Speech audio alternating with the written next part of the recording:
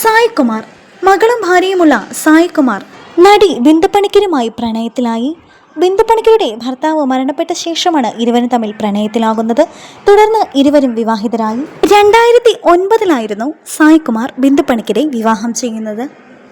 മലയാളത്തിലെ എക്കാലത്തെയും ഹിറ്റ് ജോഡികളായ നസീറും ഷീലയും. ഇരുവരും തമ്മിൽ പ്രണയമുണ്ടായിരുന്നുവെന്ന് ഒരു പ്രമുഖ നടി പറഞ്ഞിട്ടുണ്ട്. സുരേഷ് ഗോപി. മലയാളികളുടെ ഇഷ്ടനടന്മാരിൽ ഒരാളാണ് സുരേഷ് ഗോപി.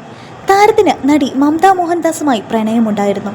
ലങ്ക എന്ന ചിത്രത്തിന്റെ ഷൂട്ടിങ്ങിനിടയിലാണ് നടന് മമതയോട് ഇഷ്ടം തോന്നിയത്. ഇക്കാര്യത്തെക്കുറിച്ച് നിരവധി ഗോസിപ്പുകളും ഇറങ്ങിയിട്ടുണ്ട്. പ്രഭുദേവ. വിവാഹം കഴിഞ്ഞ് കുടുംബമായ ശേഷമാണ് നടൻ പ്രഭുദേവയ്ക്ക് നയൻതാരയുമായി പ്രണയമുണ്ടാകുന്നത്. ഇരുവരും തമ്മിൽ പ്രണയത്തിലായിരുന്നു. അതിനെ തുടർന്ന് നയൻതാര മതം മാറി. എങ്കിലും ഈ വിവാഹം നടന്നില്ല. ഇരുവരും തമ്മിൽ വേർപിരിയുകയാണുണ്ടായത്. ശേഷമാണ് നയൻതാര വിഘ്നേഷ് ശിവനെ വിവാഹം ചെയ്യുന്നത്.